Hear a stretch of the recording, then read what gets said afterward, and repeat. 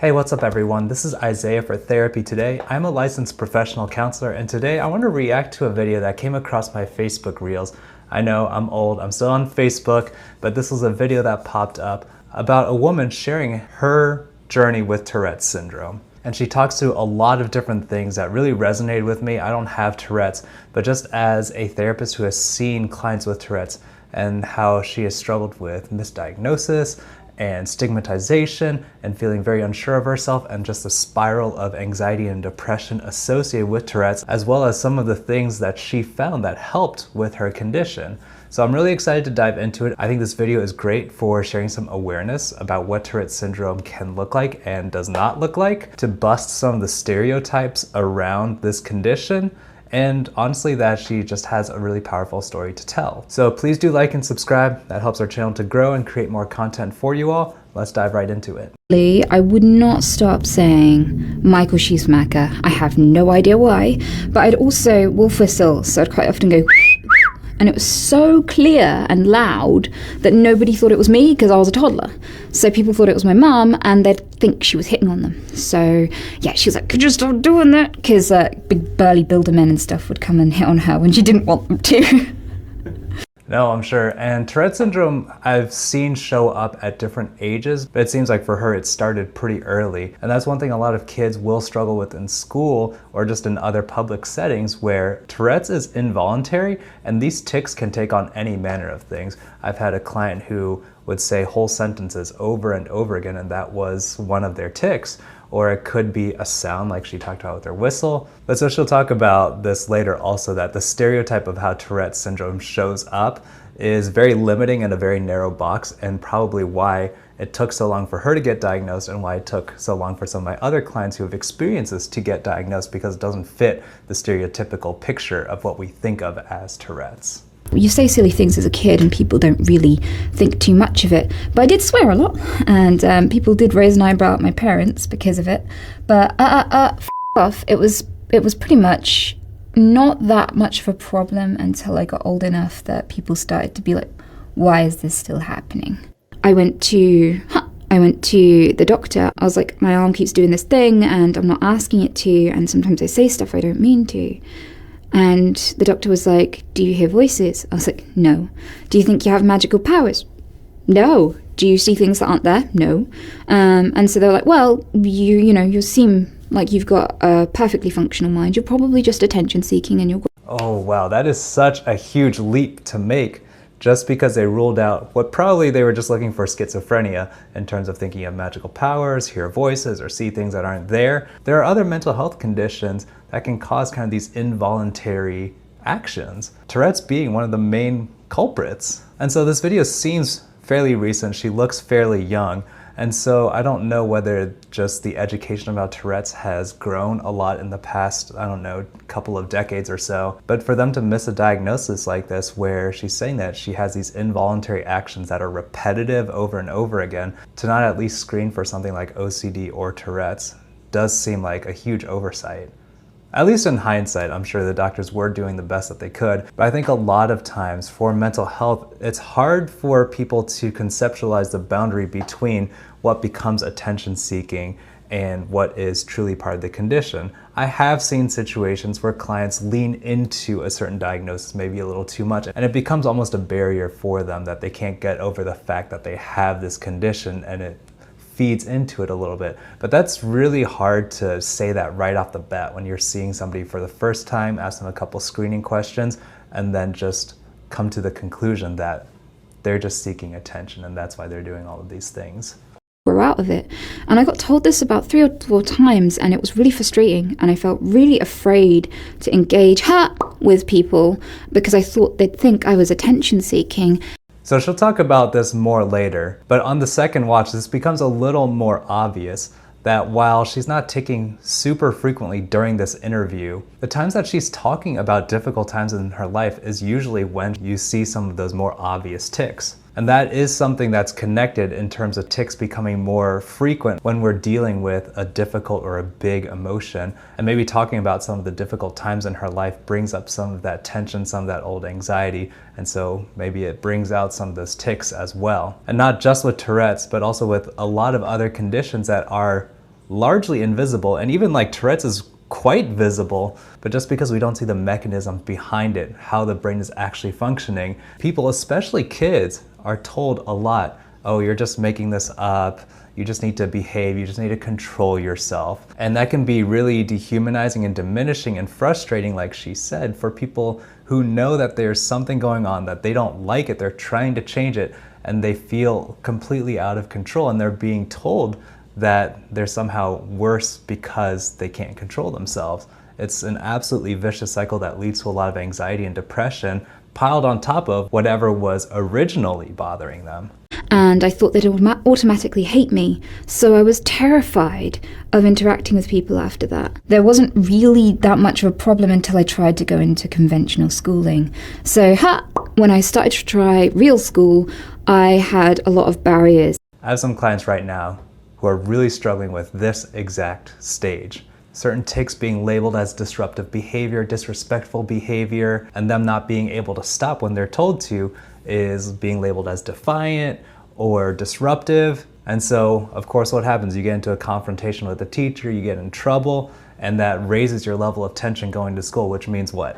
Your tics are going to increase in frequency and intensity as well, which creates this vicious feedback loop where you exhibit more of these behaviors involuntarily because you're experiencing all of these emotions. You keep getting punished more and more for it, and then the school thinks that, oh, well, you know, if we just punish them enough, they'll stop doing it. But that's not the way the condition works. So as soon as she said she went into conventional schooling, that was kind of what triggered in my mind, like, oh, this is not gonna end well. And one thing, again, that I noticed on the second watch is, yeah, another tic when she started talking about this very difficult time in her life.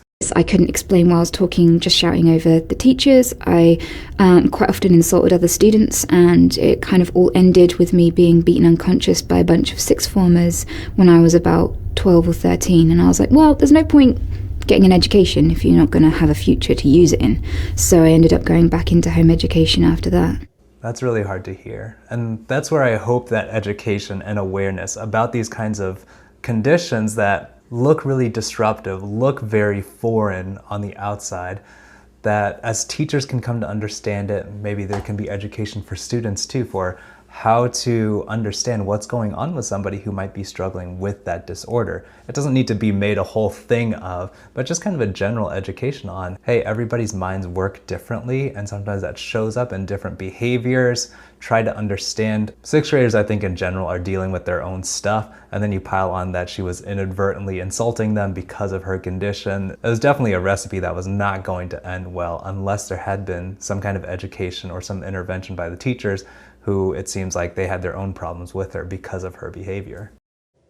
It was devastating to see that I kept hurting people's feelings, and people kept pushing me away, and people kept judging me, and I kept hurting the people around me that I really cared about. Even my mum, I used to pinch her on the back of the arm. I didn't understand why I couldn't always control my actions and why they were so self-sabotaging. I was incredibly depressed. I ended up depressed for 13 years. I was not only socially phobic, but also socially inept. That's another cycle that perpetuates because of Tourette's and an improper understanding and improper treatment, because she started thinking there was something wrong with her.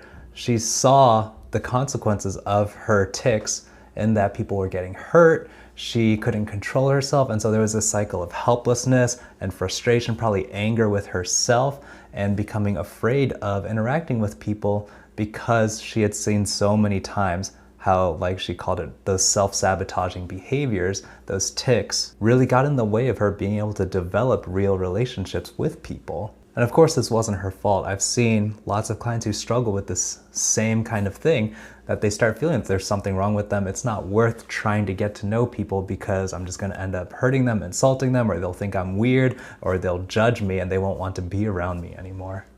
I was really awkward and terrified of people, never liked to even make eye contact. That was terrifying. It just made me a recluse. I became agoraphobic. It was so difficult to get a start in life because I just became really socially phobic of people. I didn't really know how to explain myself. I didn't know there was a word for what I was, and I eventually had heard of Tourette syndrome, but I had such a stereotype in my head of what it was that I never thought that could apply to me. So my stereotype of Tourette syndrome was that it was only swear words, that you always shouted them, that it couldn't ever be complex. And the things that I was doing when I was alone were complex. Sometimes I'd sit there and I'd just go, I killed 52,000 men. And that doesn't seem to fit with the idea of someone just shouting one random word over and over. Absolutely. And this is where, even though I'm not a huge fan of diagnoses, this is where those diagnoses can be helpful. That if we have a proper understanding of what your diagnosis means, that can be really powerful to say like, okay, I'm not crazy, I'm not weird, this is what's going on with me. And it sounds like once she had that understanding that Tourette's is broader than just shouting a curse word over and over again, that became a way for her to understand what was going on with her, and that there might be some answers, there might be some tools that she might be able to seek out and get help with.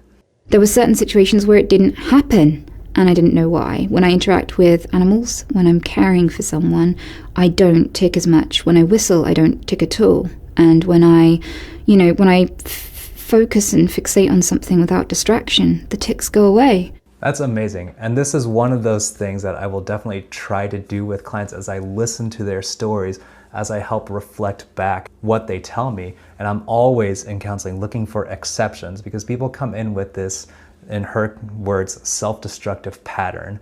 And what I'm looking for in their story are exceptions. Okay, you're telling me during this time you didn't tick as much. What was going on then? What was different about that time? And gradually through the process of therapy, what I'm trying to help them realize is, okay, how can we make those exceptions more of a common thing? What can I do more of in order to change this pattern that I'm in? And it sounds like she was able to discover that, whether through therapy or whether with a doctor or just through her own reflection. She found some of these things that led to her not ticking so much. And eventually she found the underlying thing where, as long as she was focused, present, and mindful of something that she was focused on, that caused the tics to be less intrusive. Weirdly, maybe I shouldn't bring this up, but I'm gonna anyway. Sex is one of those things. And a lot of people who have Tourette's tend to report that they have fewer tics or none during sex. So I know this is definitely going to be either the title or the thumbnail of this video, but I think it's funny because that's probably not going to be something that shows up in the research, as it were, but that's why people sharing their stories is so important, and why things like support groups or people sharing their experiences with a certain condition is so important. And I'm not necessarily going to go and prescribe my clients to go have sex more, because that's going to cause the tics to be less. But, it's just funny sometimes how a lot of times my clients will think like, oh, I'm the only one going through this, I'm the only one who has these kinds of problems. And then really this community of people who have Tourette's have recognized like, hey, during sex we seem to tic less. And sometimes our problems aren't as unique as we think they are, and that can be really comforting sometimes too, and just kind of funny in some instances like this one. But the thing about that is, that's because it engages your focus. So that only applies to good sex, which is really brutal, because I've never hurt a guy's ego more than simply going during an intimate moment. Oh, that would be such a tough conversation to have. I mean, that's really funny, and I appreciate her sharing that and being really open about that experience, but like, oh man, that's tough. I guess if it wasn't good anyway, they'd be having to have conversations about that in the future regardless, so I guess that just accelerates the timeline of having that conversation. But man, that's probably not the way you want to find out. And I have had tics. Like I punched a dude in the dick, and he stayed with me for 5 years after that. So oh man, I love her storytelling, and I guess that's also some pretty clear feedback that you are not doing a great job. But just thinking about the bigger picture of her talking about as a teenager and maybe a young adult having this really intense social phobia, being scared of people, being afraid of going out to a place where she might not have an easy escape from, that's agoraphobia, to talking about these different relationships that she can engage in, dating relationships, long-term dating relationships, sexual relationships, and being with people in a way that even if she wasn't initially comfortable, that she found a way to live with this disorder and not have it run and ruin her life. he was a champ. in my early 20s, I was like, I've had enough. This is definitely involuntary. This is definitely not attention seeking. I do it when I'm alone. I know it's not about other people. And I went to the hospital and I was like, I really need this diagnosed. I want a life. After I got my diagnosis, it felt like it wasn't my fault, and there was no amount of therapy, and there was no amount of like restraint, and there was no amount of anything that could have prevented that from happening. And it wasn't because of me, and it wasn't because I was a terrible person, which was really freeing. Like, I felt like I'd been carrying all this guilt because I just didn't know how to make it stop. And yeah, that I kind of feel like it lifted a tremendous burden just to know why. Wow. So like I said, amazing story, a little condensed. It looks like there's a full version on YouTube, so I haven't checked that out. But just the highlights that they touch on in this video through these edits. It's the power of being able to be diagnosed, to recognize that it's not your fault that you're ticking, or with other conditions that you might be struggling with depression or anxiety or OCD or ADHD. A lot of these conditions that lead to some of these involuntary behaviors and responses. Now, I think the important part is to highlight that she was not passive about it. She was talking about actively fighting doctors and the medical system to get to this diagnosis and for treatment. And in the end, that became empowering for her to know that she had fought for this, to understand herself better, and in the process to be able to manage these tics better and to manage this disorder in a way that she can live a more functional life compared to as a teenager or in her early 20s. So like I said, this is why some of these stories are really powerful, that you don't capture this kind of story through a research study. And so in terms of further educating and further raising awareness, fighting the stigma against some of these maybe less obvious conditions, especially in things like the school system or in social situations, so people can better understand what other people are going through. And so I really do appreciate her going on, and I'm sure based on her history, it would be really scary to be stuck in front of a camera sharing her very personal story, but she did that, and I'm really glad that she did. I think one area that I take away as a therapist is that it's important for me to pause and listen to people's stories, not only just to find the exceptions like I talked about before, but she talked about that she thought of herself as out of control, maybe less than human, that she felt guilty all the time and scared of people because she was so sure that they would judge them. And I think therapists have this unique opportunity when people come to them to see these people as people, where they might not even be thinking of themselves as worthy of love and attention. And I have the unique chance to provide that for them so that they can start seeing themselves in a different light, to empower them, to encourage them, and to help them understand that, like she said, it's not their fault, and we can find a way through this together, and someone's willing to walk with me through that. And that can be really powerful, and that's a privilege that I don't take lightly. Well, everyone, thank you so much for checking out this video. I am always looking for new stuff to react to, so please feel free to drop that in the comments. If you have some experience with Tourette syndrome or having some other mental health disorder that was really misunderstood either by you or by the people around you, please drop a comment below. I would love to hear some of your story. That's one of the highlights for me in doing this channel. So please do like and subscribe, continue engaging, commenting your stories. I love to hear them. Thank you so much for checking out this video. I'll see you all next time.